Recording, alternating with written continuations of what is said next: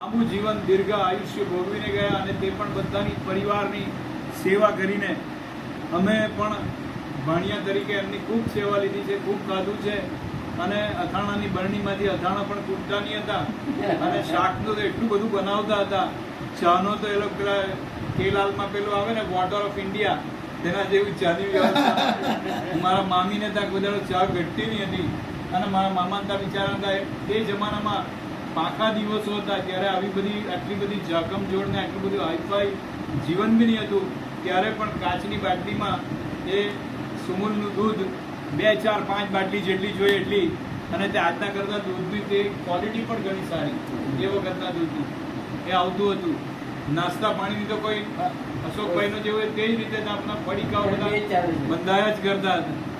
એટલે એમણે તો આવી રીતે ફેમિલીની પરિવારની સેવા માટેનું જીવન સમર્પિત કરી દીધું. એમનામાં કોઈ પાપ નહીં હતું, એકદમ સીધા સરળ ભોળા ભાળા અને ફક્ત એક ગ્રહસ્થ જીવન, બસ એના માટેનું જે ડેડિકેશન હતું એ અનન્ય હતું, અજોડ હતું.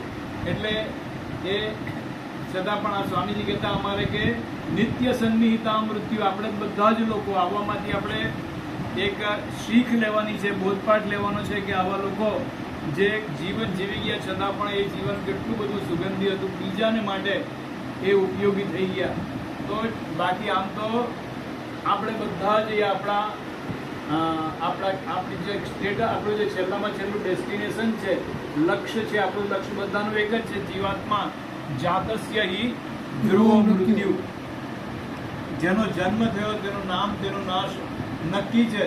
અને તેથી આપણે બધા જ વિધિના લેખ લખાવીને આવેલા છે. અને જ્યારે એ વિધિના લેખ પૂરા થશે, જ્યારે આપણા ભાગ્ય, ત્યારે એક શ્વાસ પણ વધારાનો આપણે લઈ શકવાના નથી. અને તેથી દરરોજ આપણે એ મૃત્યુની નજીક, આપણા ડેસ્ટિનેશનની નજીક, આપણા લક્ષ્યની નજીક આપણે બધા જ આ પામર જીવડાઓ પહોંચી રહેલા છીએ. એટલે તેથી મનુષ્યનું કર્તવ્ય છે કે એણે કર્તવ્યો ધર્મ સંગ્રહ, એણે ધર્મનો સંગ્રહ કરી લેવો જોઈએ. અને ધર્મ એટલે મારા સ્વામીજી કહેતા હતા, ધર્મ એટલે હિન્દુ ધર્મ ને ઇસ્લામ ધર્મ ને ખ્રિસ્તી ધર્મ, એ ધર્મ નથી. એ તો ઈશ્વર સુધી પહોંચવાના એક જુદા જુદા રસ્તા છે. પરંતુ ખરો ધર્મ તો માનવતા છે, ખરો ધર્મ કરુણા છે, ખરો ધર્મ પ્રેમ છે, ખરો ધર્મ સહનશીલતા છે, ખરો ધર્મ ક્ષમા છે, ખરો ધર્મ સત્ય છે. આ બધા ધર્મના 10 લક્ષણો પણ અમારા સ્વામીજી કહેતા હતા.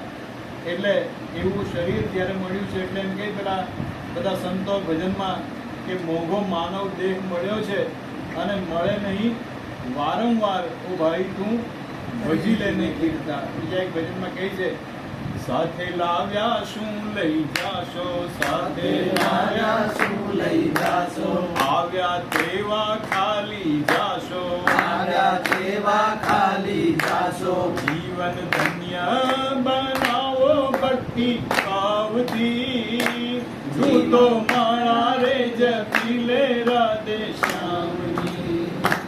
તારી એક પડ જાય લાગની, જૂતો માળા રે જપી લે રાધે શ્યામની.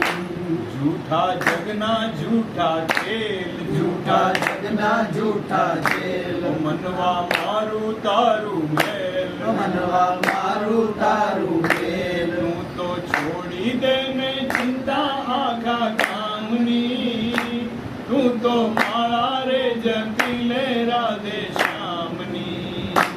તું તો છોડી દે ને ચિંતા આખા ગામની, તું તો માળા રે જપી લે રાધે શ્યામની.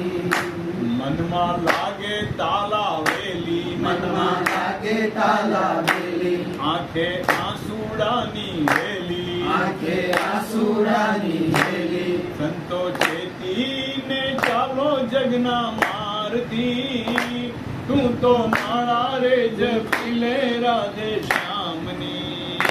તારી એક પડ જાય લાખની, તું તો માળા રે જપી લે રાધે શ્યામની. એટલે કર્તવ્યો ધર્મ સંગ્રહ કરી લેવું જોઈએ. એના માટે આ તો ગઝલ ગાવાના તેના પહેલા જરાક પ્રસ્તાવના કરી દીધી 2 મિનિટની.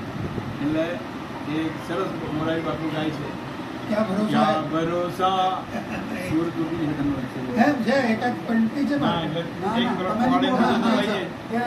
એનું લિંક તૂટી જાય છે. ના.